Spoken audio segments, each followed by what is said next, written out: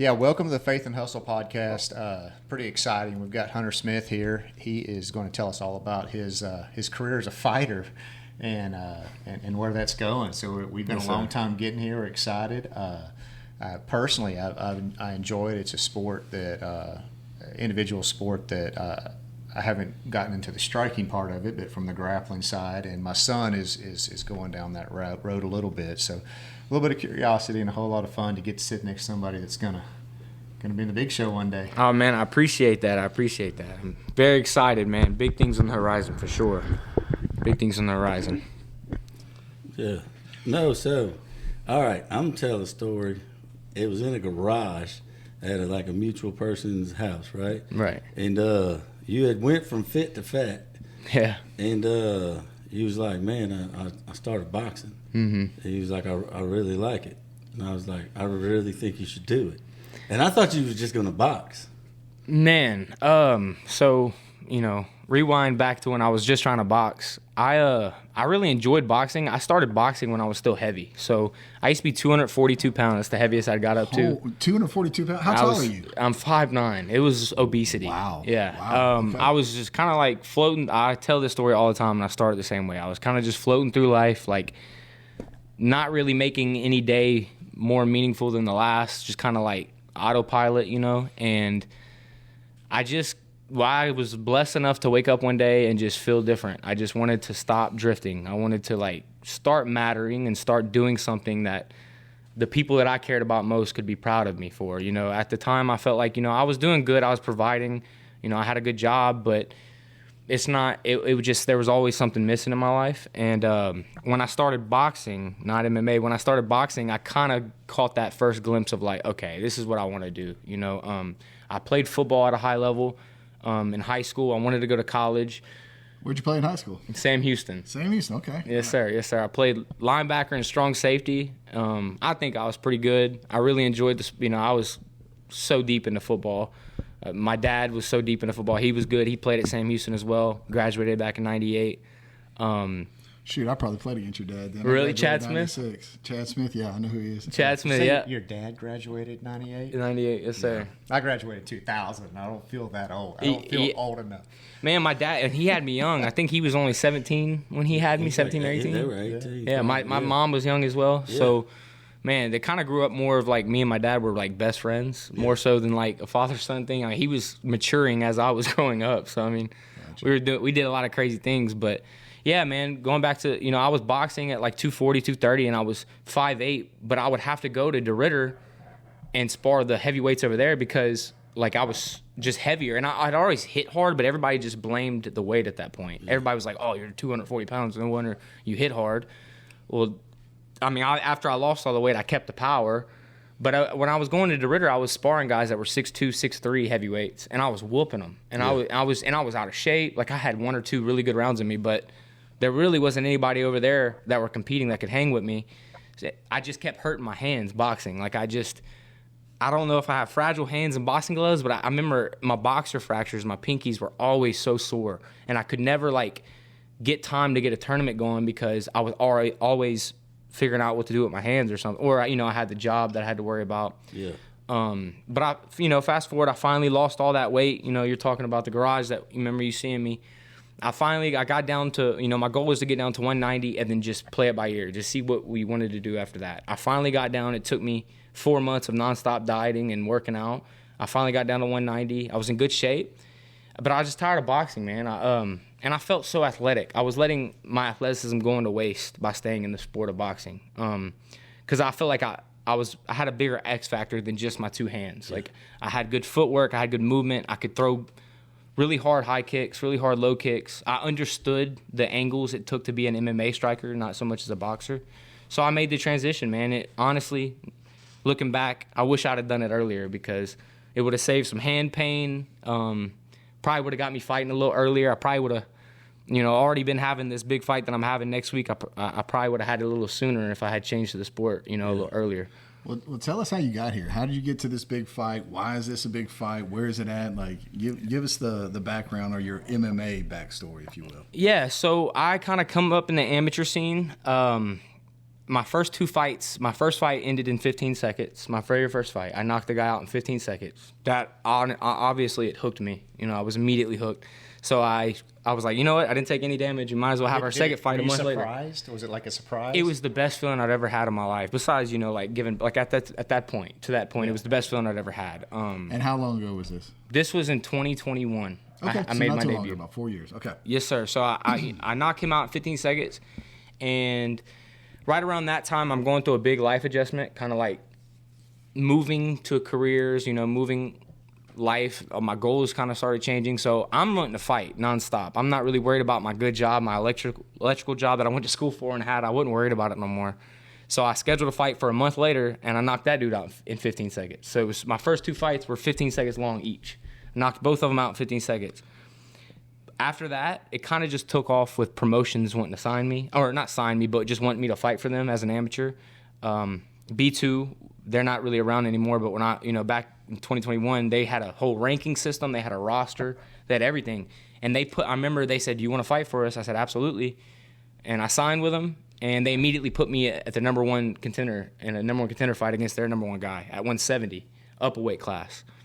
So I fought him and I lost. What weight are you fighting at? 155 coming up. 155, and then at that time you were still 170. 170. Okay. So I was making the cut from about 185, 190 to 170. Okay. And those guys were just so much bigger than me. They were taller. That guy that beat me in my third amateur fight he was bigger. Just kind of laid his weight on me. After that fight, we kind of decided to go down to 55, and ever since I did that, that's exactly, everything has fallen. It's exactly how it was supposed to. That first loss, you had to travel, right? Like I did. Alabama, his hometown. Yeah. It was in Well, no, that kind of like Birmingham. Everything's a routine, right? And like leading up to all of it, and just visualizing and all that. So I'm not making any excuses, but early in, to take a fight that far away, early on. Because you're driving 9 hours, people don't realize what that does to you sitting in a car. There's a lot of different. It's weird, man. And is this your third fight? This is my third ever so fight. You've got 30 seconds of experience at this point. Going into one of the best amateurs, like the guy that I was fighting was actually one of the best 170ers in the South. Like he was ranked number 2 in the South, in like Southern United States. He was ranked number 2 in like the Southern United States. So, I mean, I had 30 seconds of cage time going to fight him, and he's had already 4 fights. He was 4-0, and all his fights went to decision. Yeah. So he had that experience, and but honestly, looking back at it, that loss is why I'm here right now. Like that loss changed me. Like it did. It made me understand that 170 wasn't the weight class for me. I had to really grind to get to 55, and it helped me understand that like. On what you just said, cage experience is so important, and so I really dove into my next fight. After that, I went to the split decision. I made sure I fought a good wrestler who could take me the distance, and he did, and I got the win. And yeah, from there, just big fight after big fight. I had 6 amateur fights. I went 5-1 with 4 knockouts. Turned pro, knocked out my first 3 opponents, and then I lost my first pro fight. Fast forward, we're sitting here right now at 5-1 as a professional. I got a call. I was supposed to fight Melvin Gillard, which is a childhood idol of mine. I got the call to fight him last month. I said yes. He ended up breaking his hand, but that was okay. Everything fell into place. As soon as he backed out, I got this call. They told me, hey, come fight for Fury FC in New Orleans the day before Dustin retires. All 4 of our matchmakers for the UFC are going to be there. There's going to be, every single UFC fighter on that card the night after will be there. So it's just, it was an easy decision to make. It was a no-brainer, in front of UFC brass to go beat a really good guy who I'm fighting next week. It was just, you asked, the steps it took to get here. The way I like to think of it is it was just a big ball of momentum. And I had times where it would slow, whether I lost to Elliott or when I lost to my amateur, that third amateur fight, I had times where it slowed down, but at the end of the day, the support that I have behind me and the help with my family and everything, the ball kept moving. It was just, there's no way that was slowing it down. And I gained more confidence from a loss than I do a win these days. Hey, so that was what, I remember the Elliott fight, right? I didn't get to go to it, but we were trying to get you on right around that time, right? Yes. And it wasn't working. And man, it's just my spirit. Like God was like, "Hey, send him this," because we had just released that episode, like celebrating the wins, Right? And like not living in the losses and stuff. And I sent you that. Like I don't know why God was like, "Send that to," you know what I mean? Right. And I was waiting for your response, right? Because like a champion responds in a certain way. Mm-hmm. You get what I'm saying? Yeah, 100%. You responded like a champion because y'all have the hardest hustle on the planet. Because like your battles are live for everyone to see, right? The war is not seen. The war is within yourself. That's right. And you're fighting yourself every day, tooth and nail, to get better. That's right. And then people just get to see the battle. Yeah. They don't see the improvement in this, the improvement in this, the improvement in this, right? They just see your bad day if it's a bad day, and they see your glory if it's a glorified type of day. Right. So how do you approach that knowing that, you get what I'm saying? Is there this, like, how do you keep the pressure to a minimum in your life? It was not easy, and it was something that I've actually had to get a lot better at. It was a problem at first. Sorry. It was a problem at first because when I fought Elliott, I was 4-0. I felt like I was main event in my hometown at the Burton Coliseum. Not a lot of people get to do that at 4 fights in, you know, and obviously, like, that was in the back of my mind the entire day, you know. I remember getting to the arena at 4 o'clock for rules meeting and broke down emotionally because I was like, man, I remember going up to the owner of the promotion and I was like, I just feel like there's so much pressure on me. Like, I don't know how to explain it, and I don't know how to stop it. It just feels like the weight of the world's on my shoulders right now. And I remember the entire time in the back, I just couldn't stop tearing up. I just was like, bro, I don't know why. Now, obviously, I had teammates fighting on the card with me, you know, and they fought before me, so I got to see some win, get emotional, got to see some lose, get emotional. So obviously that plays a big factor. But I really think the pressure had just gotten to me, you know, at this point last year. And after that loss, I went on like what I like to say is like the happiest depression of my life. Because like I was depressed in a way of like I wanted to just stay home. I didn't want to go out. I didn't want to do stuff like this. I didn't want to go show my face. But at the same time, I was never happier. I was home with my family, and I didn't care about fighting. I didn't care about the bravado, the alpha that it takes to be great at this game. I didn't care about that anymore. Like after I had lost, all that went away, and I was only focused on the little things that really mattered in my life. And I self-reflected like hard as hell for a month, really. I got big again. I got up to 200 pounds, but I was happy. You know, I was with her every day. I was with my wife every day. And I think, so I've had a fight since then, and I'll fast forward to that. That happened 5 months later, and I was able to deal with it so much different. I was in the same spot. I was co-main event in my hometown against another good guy. Same situation, flip back 5 months later, but this time I was at peace. This time I was like, man, this is... You got that loss out of the way. Yeah, I was almost, well, yes, but I almost felt like it was no pressure because it was in my hometown. I didn't care who was watching. Awesome. Like, I was preaching all week to my teammates who were on the card with me. Like, there's a video that my guy Renee got for us. It's like one of my favorite videos I have. And it's just me saying, live in the moment and perform how you would want to see yourself perform. Don't perform how you would want other people to view. Like, don't worry about what other people think of you. Don't worry about what other people think you should fight, how they think you should fight. Don't worry about going to put on a show. I said, literally go in there and perform how exactly you want to perform, and you're going to win. We went 7-1 that night. It was the best record. Nice. It was the best record we'd ever had as a gym. And I truly think everybody went in there with no ego, with no sort of like, oh, how do they feel about me? With no, worrying about other people's opinions. Everybody went in there and performed how they wanted to, including myself. And it was the most fun I've ever had. Even though it was a split decision and I got whooped, I got the dub, but I couldn't see for the next week. She was terrified to look at my face.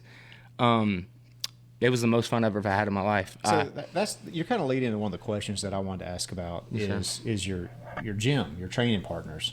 How does that affect you? Like you can't do this alone. You got to have somebody that can give it to you pretty good without hurting you. I mean, I know there's a lot. Can you tell us like? Yeah, like hey, the Bible says iron sharpens iron, right? And this sport is there's no greater analogy than this. Sparring's sport, right? great, but if you get a concussion every other week, you're not going to last long. You got to right? have those guys pushing. So you got to have some control with your training partners and vice versa, right? I give all the credit to those guys. Like, honestly, I deserve little of this credit, man. I really do, because if it wasn't for my wife, my kids, my friends, my teammates, this fight next weekend wouldn't be happening. Yeah.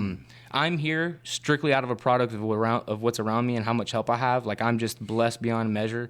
I've been trying to, like, really remind myself that recently. Like, dude, you are blessed. Like, the amount of support and love that you have.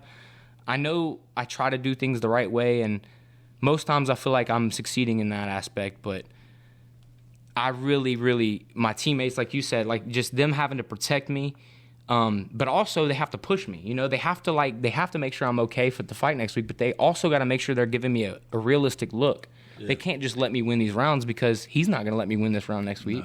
No. Yeah. They got to push me to the max without hurting me. That sounds like I don't care about hurting them in camp. This is for my fight. Sometimes it just happens when I'm getting ready for a fight and someone's trying to get me ready. Sometimes I'm too intense and I hurt one of my teammates. Vice versa. They're in camp. I'm not in camp trying to help them. They hurt me. But that's part of being a good teammate. A part of being a good teammate is just sacrificing yourself for the greater good. And we all want to see each other succeed. I want to see, if there's 40 fighters fighting out of Lake Charles, I want to see 40 UFC champions out of Lake Charles. That's just how I am. Yeah, for an individual sport, it really does take a lot of people.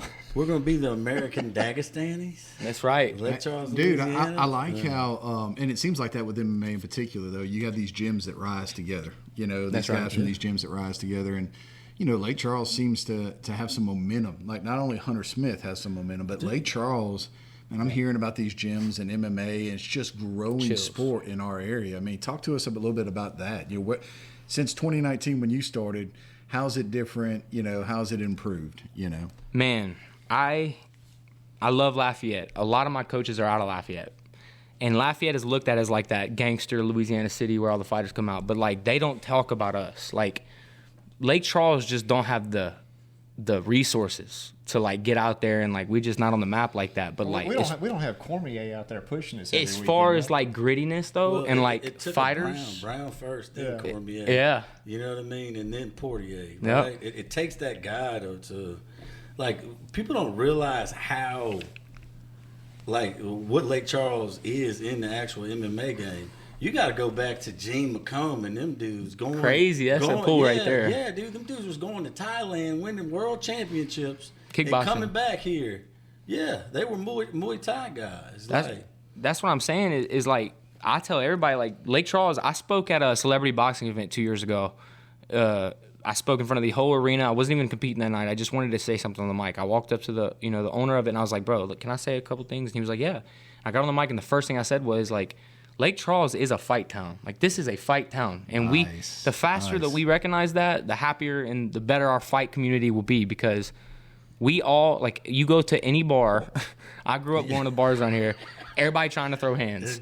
So that really is. And that just is proof. I mean, it's not the greatest thing, but it's proof that we got fighting in our blood, bro. Yeah.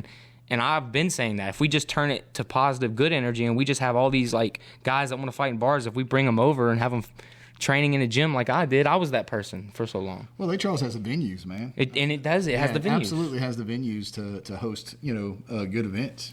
So I think that's a big part of it as well. That's right. And man, that's what I'm trying to, like you said, like, I'm trying to get people to understand, like, you take Lake Charles MMA serious. Like, this is, like, something, like, we got some guys coming up. We've been so young for so long. Like, I remember 5 years ago when I was starting, we had, the whole gym was 20 amateurs. We had no pros. Quayhagen was our only professional, and he was a world champion, at the time. So we were 1 for 1 world champion professionals. And then I knew this group of, like, back then there was 20 amateurs. Well, I knew that they were going to grow into pros, and that's exactly what we're doing. Me, Nico Commission, Austin Swallow, Donzel Marshall, like, we're studs, Like, we're coming out here. We got 4 fighters next week fighting on Fury FC in New Orleans.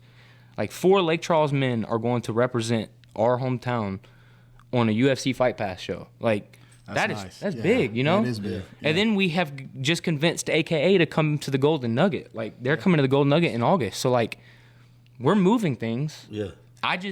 My biggest thing, and something that I've been trying to get everybody in Lake Charles to understand, is like, we need Lake Charles as much as Lake Charles needs us, in my opinion. Like, we need Lake Charles to come behind this fight community, because this is something. We're brewing something in Lake Charles, like, that's not far from, like, away. We're a year away from legit having serious names out of Lake Charles. And there's guys that have moved to Lafayette that are from Lake Charles. I agree. So, I feel like PE is on, like, the verge of breaking blowing through. up. Yeah. 3 brothers as well. 3 brothers. So let me ask you this: how's the attendance been at these events? Is Lake Charles coming out and supporting, or I mean, you always want more, right? You know, man, how's it going? Almost like growing exactly how you would want. Like each event getting more and more big. More. The last one was celebrity boxing at McNeese, and right? you saw how big that was. Slap full. I mean, it was. And I it's looked like out, I saw everybody I know there. Yeah. I mean, it was crazy. The first years they started doing celebrity boxing, I think they're 5 or 6 years in now. But I remember going to those things and there was barely anybody there. Yeah. And now you go, and dude, I'm giving a lot of that credit to Grant Navarre. Like,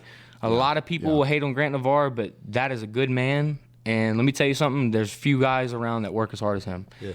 Like, they can hate on him all he wants, but he's a full-time, like, he goes to Navarre Auto Group and he teaches those kids every day. I know a lot of people that go through his classes, and he gives 100% through those, to making sure they all come out with the resources to sell and make good money for their family. Yeah. And on the side, he's not, with all the money he's got, he's not going to party. Well, he is, but he's on the, like, that's after the job is done. He goes to work and then he goes to the gym and he busts his butt. And the results are showing. Yeah. 5-0, and he's fighting better competition every fight, and he's actually putting them away. You know what I mean? Like, couldn't be more impressed with Grant, man. I just want to say shout out to Grant Navarre, man. That last fight was really fun to watch. It was an eye-opening experience. That cage with him. It was eye-opening, man. It was, you know, you say that. A lot of people were saying, like, there's a lot of people, like, and they'll still say it, like, oh, get me in there with Grant. And I'm like, bro. You don't want that. You don't want that smoke. Well, I'm not going to lie to you. I ain't going to say I wanted that smoke, but I didn't take it serious watching it, like, but each fight, his skill set has progressed, and he's getting better, and he's looking, like, things are looking more natural than the first few times. And the beautiful thing about it, the thing that I respect most about him, is that he has publicized everything.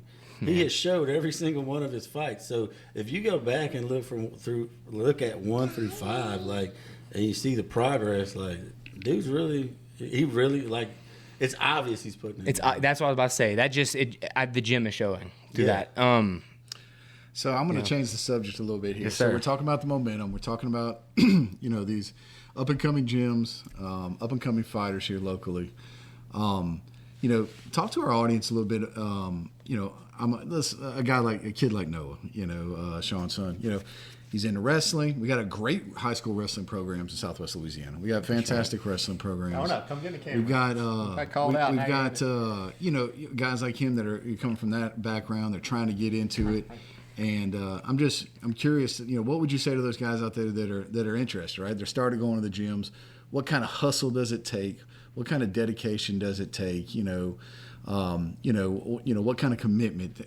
Tell them, and then maybe a mistake or two that you made along the way that you try to tell them, don't do this. I got a million of those. Well, but I tell you what, your top 2 or 3. I tell you what, man. This is a hot topic I've been talking about the last couple of days. I have around 6 or 7 guys that fight under us at PE right now that I feel like I'm mentoring a lot right now. And something I'm trying to teach them right now is the skill will come. Like, that's going to come. Being in the gym every day, if you're in the gym every day like you're supposed to, you have no choice but to get better. So I've been preaching to the guys, the first thing you need to build in your repertoire, in your arsenal, the first thing you need to get good at is not letting another man be able to break you. Your mental's got to be so strong that I know the only person who can break me is me, and I'm not letting myself do that. Well, you mean submit, or you mean break? I'm talking just, I'm done. You can take me down 150 times. You're gonna have to take me down 150 more. Like, gotcha. You're like you have to develop this mental that is so hard that, like, and you have to transform it to training. You have to translate it to fighting. It's got to be present in every single session. 5 more reps. Always say that. I got 5 more. I got 5 more. I got 5 more. Like, one thing I did for this camp, this is a great example. My cardio has failed me in my 2 losses. The guy that I'm fighting is nicknamed the Machine. He doesn't get tired. So one thing I'm very adamant on is I'm going to have better cardio than him in next week. I'm going to make sure, and if he wants to wrestle for 15 minutes, we're going to wrestle for 15 minutes. But the whole point of that is, I got to make sure that no man in training can break me. No man can make me want to stop. I'm always wanting more. The only person that can make me want to stop is myself. So this generation, every generation, I sound like grumpy old man, freaking boomer or something, every generation says the next generation is not as tough as they were. And we got technology, and there is some truth to that, right? So, and mental toughness, I love that, because mental toughness will help you in business. It'll help you in, it'll help you in your relationships. It'll help you all around having mental toughness, and that's something that's good. And it sounds like your one loss, you lost some of that mental focus, maybe not toughness, but focus. And man, I would say that fighting is probably, once you put the hay in the barn, it's 80% mental, I would guess, if not more. What do you think? Oh, 100. This game is 80% mental, it's 20% physical. Like I said, anybody can show up. Whoever shows up to class every day, like bare minimum, show up to class, you're going to get better. You're just going to, unless you're just going and not paying attention and just wasting all your time. But if you're going and in that hour, you're focusing on getting better, not even trying to build a mental, you're going to get better. That's why I say, the cherry on top is making sure you build the mind that a man can't break. Okay. I want to jump in on absolutely. that, because you're saying, how many hours a day can you effectively train? Effectively. I mean, you can go spend 6 hours in there drinking coffee, but how many days can you be training? Deliberate, intentional training. I like to do, I can train 3 hours hard, and then the rest, I'm doing maybe another hour a day, either recovering, going through the motions. So I would say hard training, what it takes to be great, to break that mind, that weak-minded, it takes about 3 hours a day of training pretty hard. Okay, so at this level, your body can only take so much. That's right. Yeah. So you got to spend the rest of the time recovering. And that's so important. And that's so, half the. It's a lot of it, right? And that then is. Your mental game, your diet, all this other stuff. But we're going back to the mental. I mean, I am sure when you walk out of there, tell me how that feels. I mean, I have my own experiences, but how does it feel going in there? It's some days you probably sore getting out of bed in the morning, and you got to go to that gym and hit it for 3 hours, and then you're walking out and now I got it. Dude, how's this process go? Day in and day out. I've trained myself to. This is a given now, and this is 100% the truth. I promise you. The days that you don't want to go to the gym the most, those are the best training sessions you have. I promise you, that's the truth. The days that I wake up and I'm I don't want to go to the gym, I'm today's going to be a good day. I'm missing out every day. Every single day you tell yourself that, and there's going to be days where you feel amazing, you're light on your toes, and you go to the gym and you feel horrible. This happened last week to me. I went to the gym, I was jumping around, I felt, everybody was like, bro, what's up with your energy? I'm bro, I don't know, I just feel good.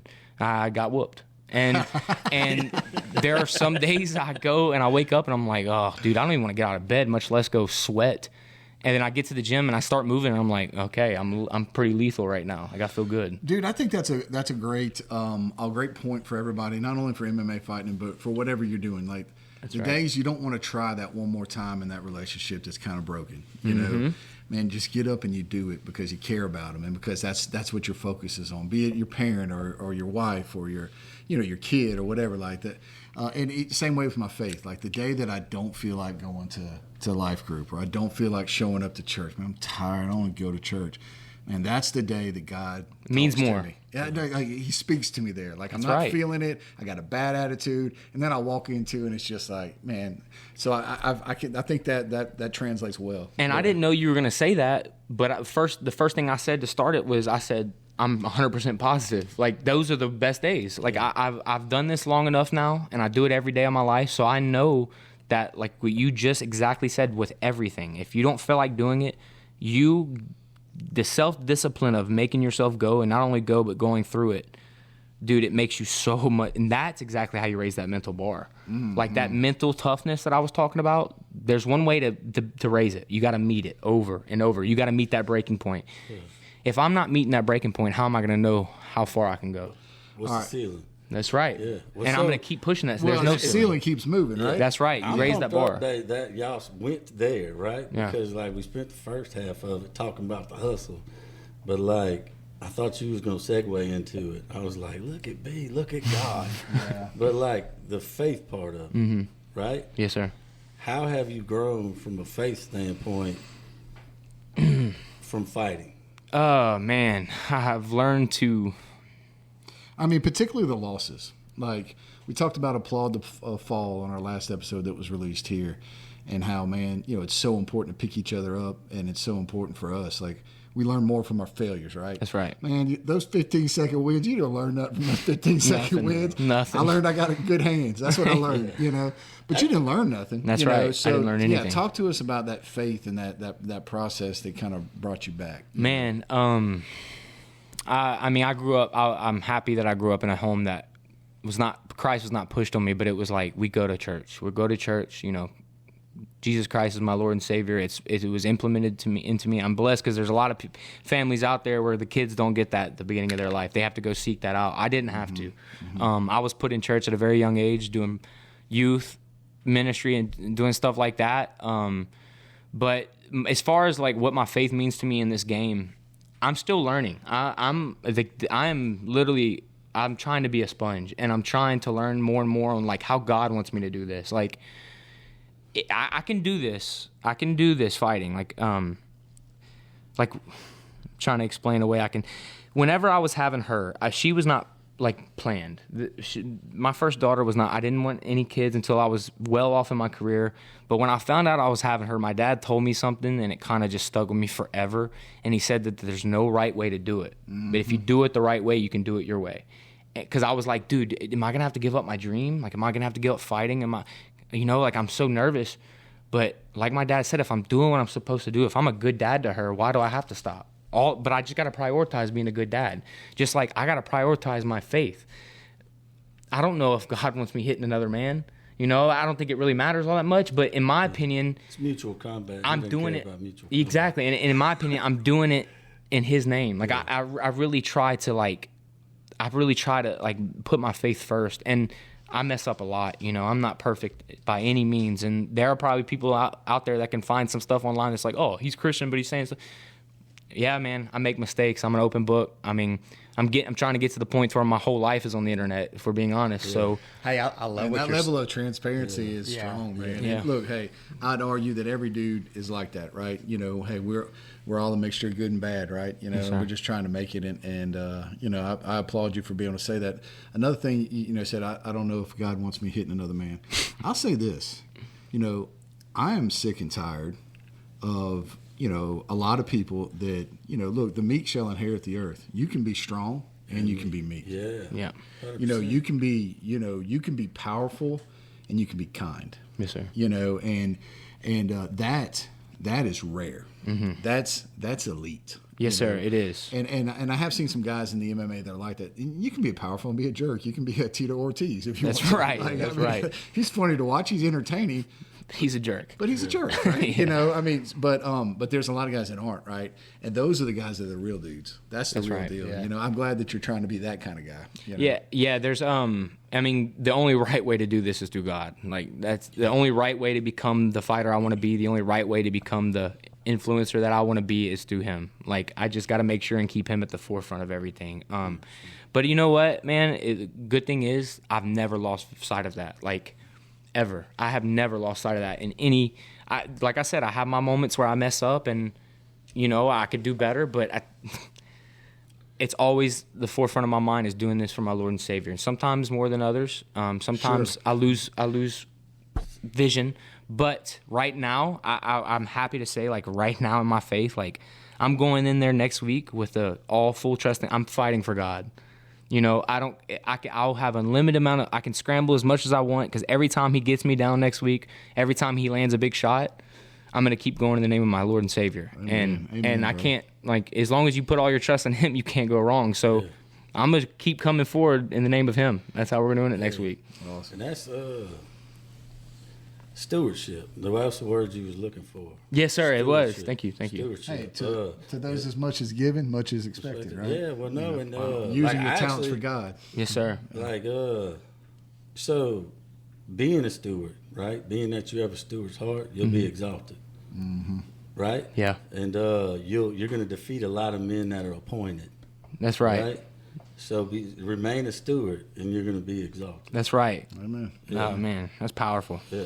Like, no, like I kind of want to cry now because I'm like, dang, I went through my whole thing this morning just for God to give me a word while I'm talking to you.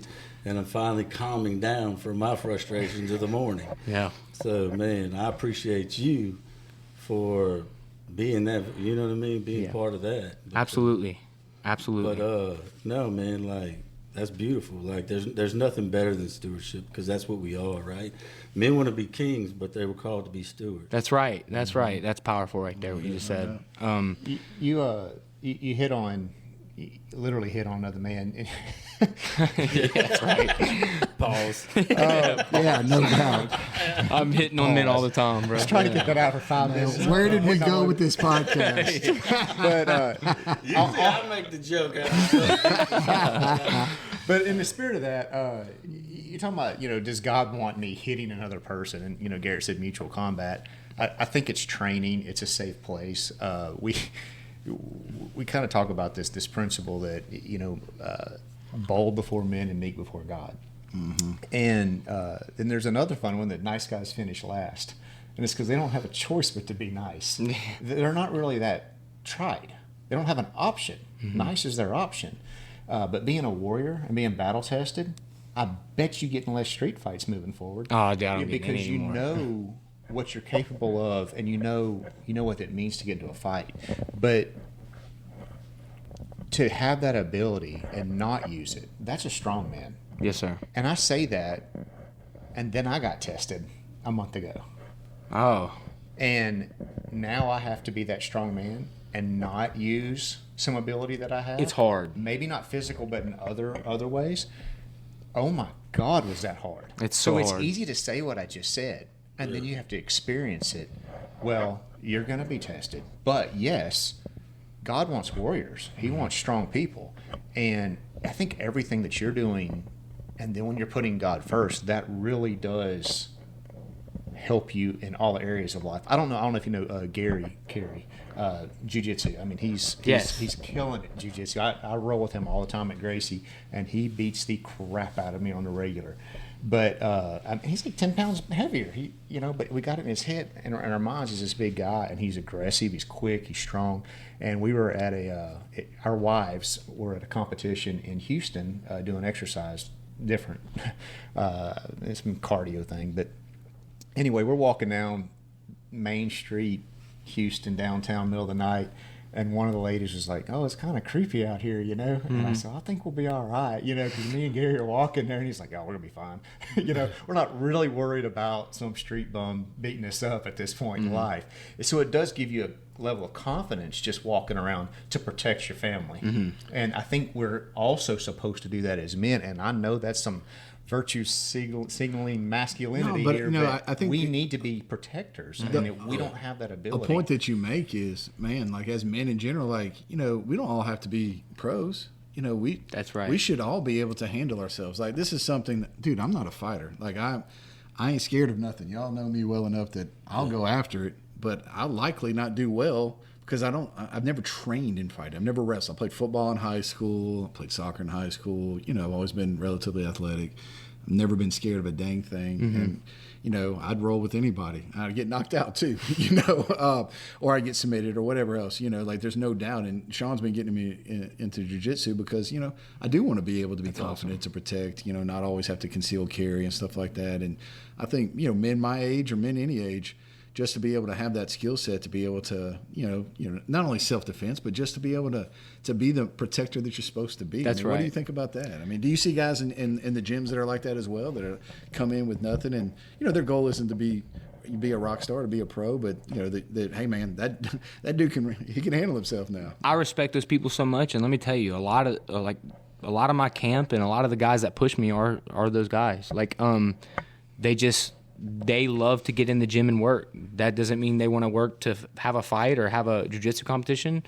They want to get in the gym and work. And I think, man, I've always tell people as well, like, I found myself as like the most I've ever found out about myself is going through a weight cut and going through my first fight, like the camp and all that, because I feel like you learn your limits. Like a man, you got to know your limits. You have to. Like as a grown man, you got to know what you can and can't do. You got to know what you can and can't handle. And she's getting fidgety. There you go. Play with this. But yeah, I like you said, I think that, that's amazing. And if I didn't compete, I would still push to train every day because training makes me a better human. I go home a better human after a training session. Yeah. I do. Yeah. I go home humble. Yeah. I go home grateful is the biggest word of all. It's just like, I'm so grateful to be able to do. That's what pushes me in my training sessions. And I know a lot of guys that also think of it the same way. When they're in a hard training session and they don't know if, dude, I got 20 more minutes left of this bike. I don't know if I can do it. Dude, some people don't have the legs to do this. Some people don't have like the ability to literally get on this bike and go. Like while you're doing this and while you're being so tired doing it, just keep reminding yourself about how blessed you are that that you can get on this bike and do this. Like I try to remind myself all the hard activity I do that makes me tired, I'm grateful for because like not everybody can test themselves in this way. Yeah. And it goes just back to what I said about every man should know their limits. You find out your limits in the gym. Hey, being happy in the storm, man. We're all in. Sometimes we got sunshine, and sometimes we got storm in life. And being happy in the storm is something that's good. That's right. I got something totally different that I've been wanting to ask this whole time, but I've been trying to wait till towards the end. All right, I'm a casual MMA fan, right? Yes, I'm not into it as much as probably everybody else at this table. I like it. I watch it. Of course, I know some names and stuff, but I am the prototypical casual MMA fan, right? I've always wondered this. Like, so you're going into a fight. I have no idea who you're fighting, right? I probably should, whatever else. I don't know who you're fighting. But what do you, like, how do you prepare for an opponent? Is it different from opponent to opponent? Do you train different?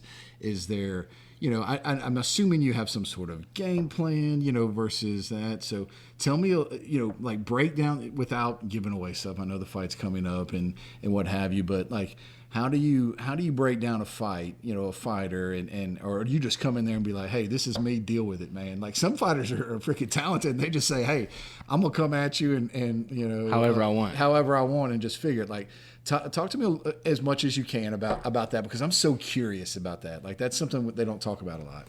Man, so it's all been different this camp.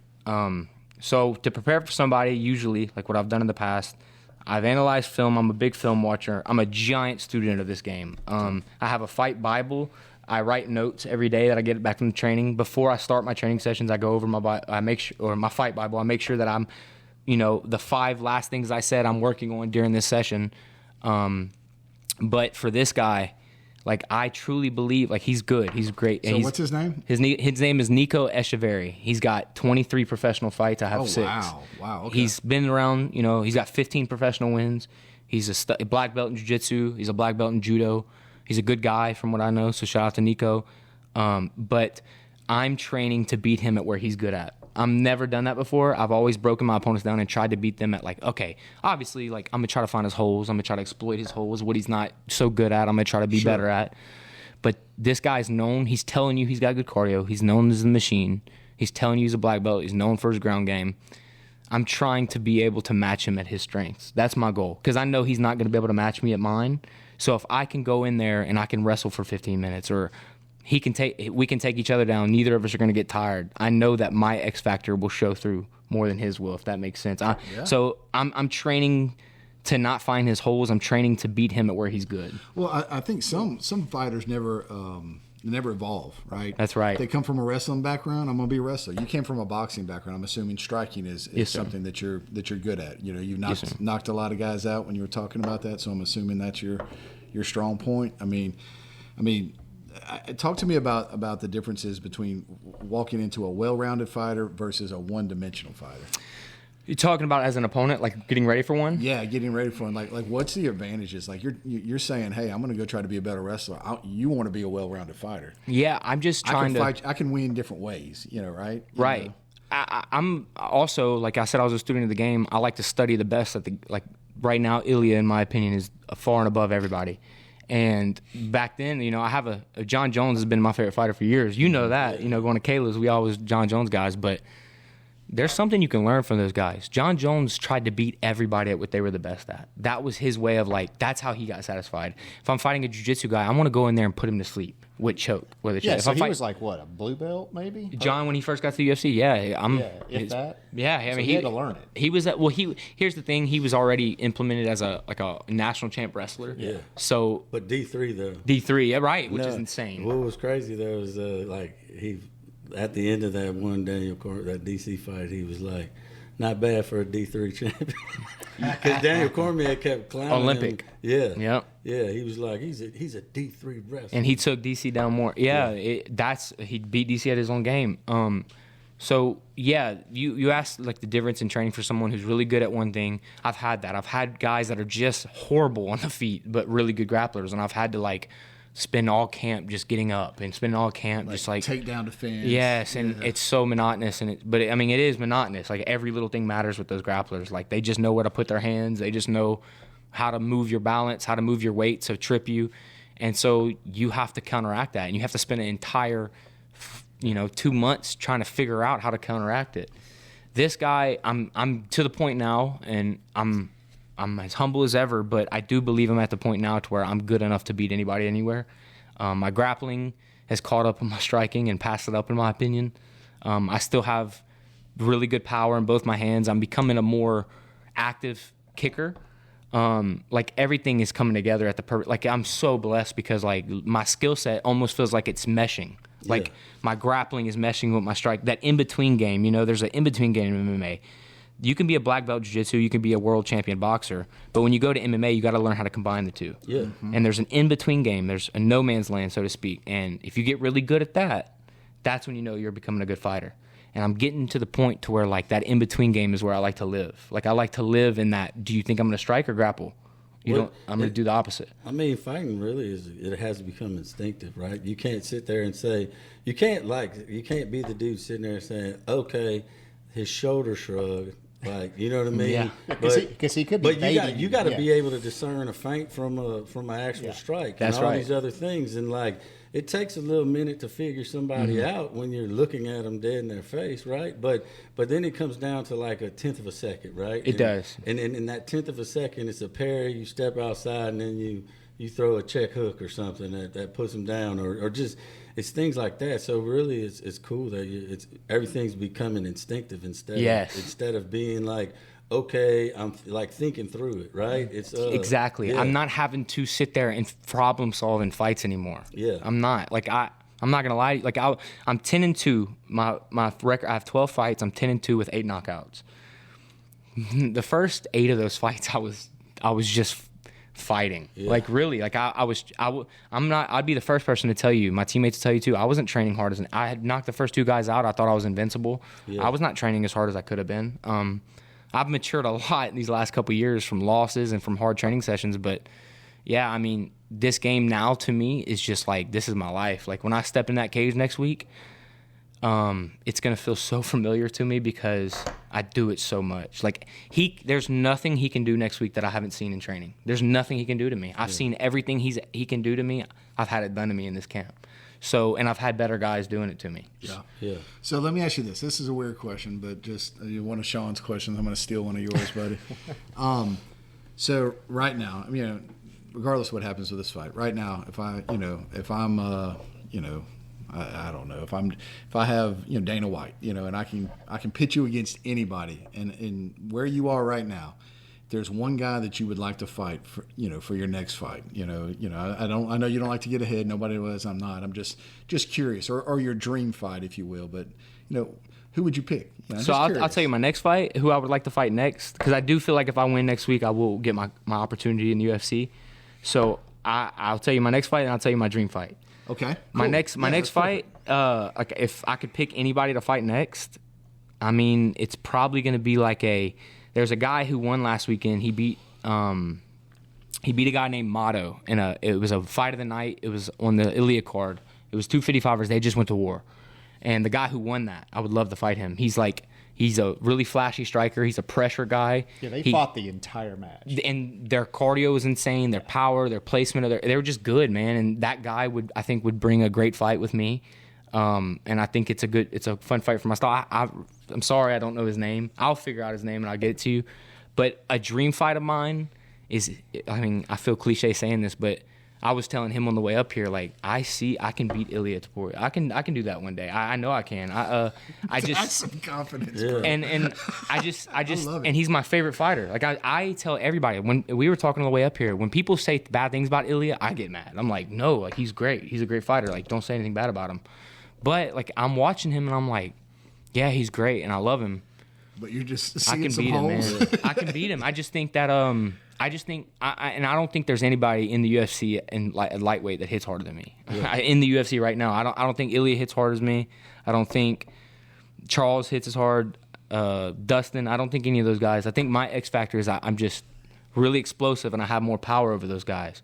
So a fight with me and Ilya, I just see it playing out like he would trust the exchanges too much and get caught. And he's not surviving me connecting, you know, in my opinion. Yeah. So that's a fight, that's a dream fight that I know that I can win, and that's why I want it one day. Yeah. I want to fight Ilya one day. He's my age. He's a year older than me. I know I can get that fight, you know. Yeah. I just got to make sure. Like I like to say, my dreams are on the other side of knocking 5 more guys out. So what's your thought? That's all I got to do. So what's your thoughts on this? So I feel like, yeah, he's the number one guy, right? He's the number one guy among the guys that got a shot. You just got to get your shot at That's it, right. That's right. So how many people don't? How many great fighters are out there that don't ever get a shot? Dude, I mean, there's so many just here. And like Charles, like, I mean, that the world is full with gym warriors. I tell you, that just couldn't figure out how to put it together under the lights. That's such a common. I thought I was one of them for so long. I mean, I would go train with the highest level guys in Dallas, and they would tell me, dude, you're insane. Like the guy, like some high level guys. Y'all know who Jeff Neal is? Jeff Neal, 170. He's a boxer in the 170-pound division. He's about to fight Carlos Prates, big name.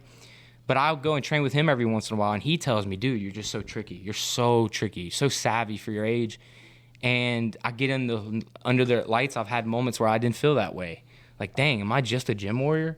You know, the reason that's at the back of my mind is because it's so common. Well, you know, it's that people like. They don't know how to compartmentalize the adrenaline. Exactly. That's right. No one understands the first time you're in a gym. You could get in as many street fights as you want. It doesn't and replicate. You can get used to the adrenaline dump, right?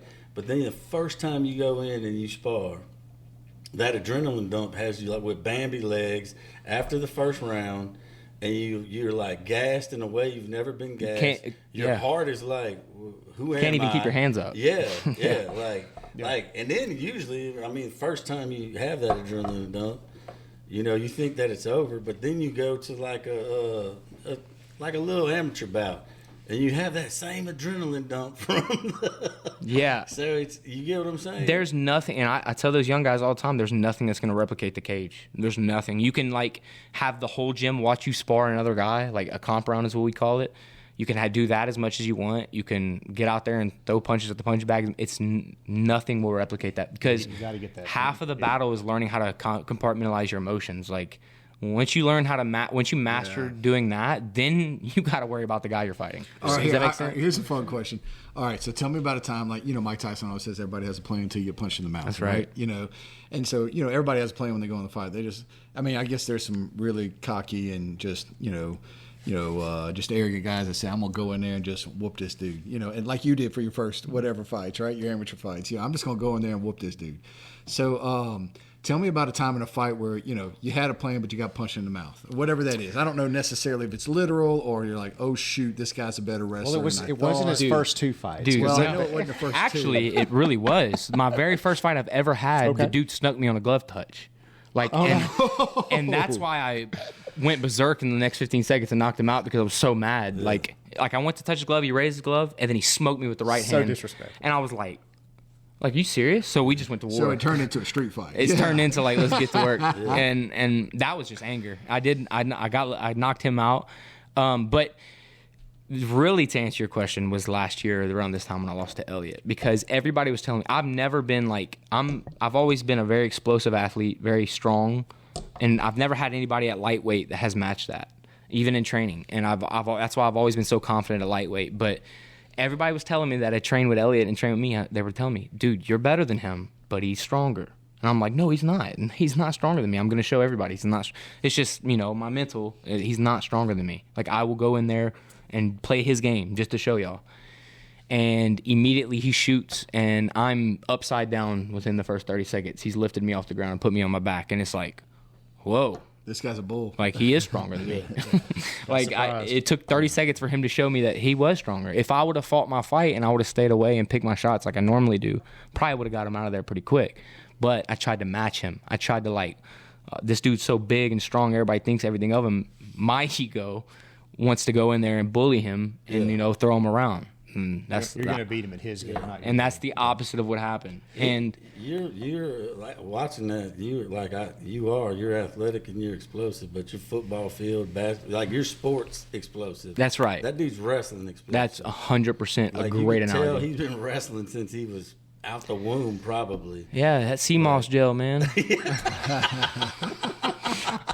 No, I'm joking. I'm rooting for those guys, man. They're over there at the Shed in Lafayette. There's some good fighters over there. Yeah. But no, I mean, at the end of the day, everybody always asks me, do I want that one back? And I always tell everybody, I feel like I don't. Like, I feel like it would do nothing for me. I know what I needed to change to win that fight. I know what I did wrong, and I feel like I'm punching down and I'm going backwards if I fight him again. So do you? So you feel like this next fight, kind of gives you an opportunity for redemption? Like a same type of fighter, and now I'm going to show how I improved. I cannot wait because my goal, I've been telling, I can't say it on air because it'll give it away, but I'll tell y'all afterwards what my goal is in this fight. But I'm just coming in with the utmost confidence that I know I can beat this guy anywhere. Perfect. He's good everywhere, and I'm giving him all the respect he deserves and wants. But at the end of the day, I know how good I can be, and I know that if I compartmentalize my emotions the correct way and I go in there with no pressure on me, and there's no pressure, I'm going in there and I'm doing what I do every day, I know I'm going to hurt this guy. Well, that's another beauty too is you are going in this fight with no pressure. You had a ton of pressure in that Elliott fight, right? Yes, sir. Now you're out of town. I mean, probably the odds makers would say, you're not the odds-on favorite. Actually, I am, which is insane. I checked this morning on Tapology. They had me as a 73% favorite to win this fight. Oh, wow. Okay. Yeah, most of them think I'm not. I like being the underdog. I was hoping you were the underdog. I've been the underdog one time in my fight career. And I lost. It was the one. It was my amateur loss. I lost as an underdog. But that's a good sign. Yeah, but man, I'm just so locked in for next week. I was telling Renee on the way up here, I wish I fought tomorrow because I'm ready to get this camp over with. I've worked so hard at it. It's beginning to wear me down a little bit, but man, it's gotten me so ready. I'm so prepared, mentally sharp. Where would we watch this at? How do we? UFC Fight Pass. UFC Fight Pass. If you have the UFC app. So pay-per-view UFC Fight Pass. Yes, sir. It's $4.99. I think it's $4 to $7.99 a month for the Fight Pass, but I'm pretty sure there's a free plan you can cancel after 7 days.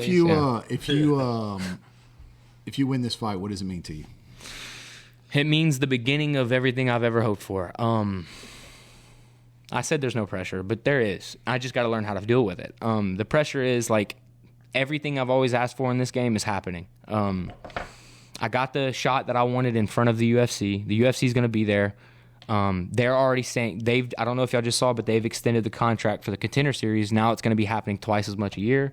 They're going to be signing twice as many fighters. I'll go ahead and say this. I haven't said this on any social media, but I was scheduled to fight a 24-0 Russian last year, Abdulaziz Datsalayev, and the fight fell through. He ended up going to get another win, and they called him. The UFC, he's on the Contender Series, I think, this coming up season. So we had already been scheduled to fight, and I know I can beat that guy. And where's he from? He's from Russia. He's from Dagestan. Dagestan, okay. And if I win this fight, I'm pretty sure it's going to be me and him on the Contender Series. And that's what I want, man. I just feel like that's the fight that's gonna propel me. I've wanted that fight. It just fell through the first time because of negotiations and everything like that. But that guy is I've been chasing him he's 24, 25-0. He's never lost. He was undefeated at Sambo in Dagestan. He was the X factor over there. He was the standout in Dagestan. He came over and he trains full time in Florida now. He's on Ilia Taporia's fight hype videos because he's one of Ilia's good training partners. So that's who I want to fight. I want to fight the toughest guys. So you really want to You want to test yourself. That's all I want to do now. Like, I don't want any handout. I don't want any freebies. My career I've gone through the fair share of guys that went too easy, stuff like that. I'm only looking for fighters that are going to push me to my limit now, or try to. Yeah. That's all I'm looking for. I'm looking for the best competition. My next fight, I want it to be 10 times better than the guy that I'm fighting next week. And the guy after that, I want him to be 10 times better. I just want to keep getting better, and I want to keep fighting tougher competition. The only way I'm going to know how good I am is by fighting these guys. Yeah. Hunter, it's been a pleasure. Yeah, absolutely. We got to wrap it up. Is there anything you want to close us out with that you just want to say? Give you opportunity to have the floor here as we wrap up. Yeah, I'm going to keep it short and sweet, man. Obviously, check out my fight if you can next week. But, man, I think it's very important, and I've been trying to tell all my friends and everybody who supports me and follows me, make sure you're spending some part of every day with Christ. Make sure you're opening your book, digging into the Word, talking to Him, asking Him what your next direction should be. Just make sure you're spending time with the Lord, just you and Him. And I promise you're going to see a different version of yourself after a week of doing that. After 2 weeks, it doesn't take long. But really prioritize at some point, whether it be early in the morning, late at night, prioritize getting the Word in. Please, please, please. Thank you. Yes, sir. It's an honor to have you here. Thank you so much. I Best of luck. appreciate y'all so much. Thank you so much, Garrett. Yes, no. Absolutely, absolutely. We're going to have to do another episode on this one after the fight. Post-fight. Yeah, absolutely. Yes. Hey, look, we appreciate everybody listening to us, guys. If you have any questions for Hunter or any comments or well wishes, just put them in the comment section. And thanks again for listening to Faith and Hustle Podcast. Awesome. Thank you guys so much, man.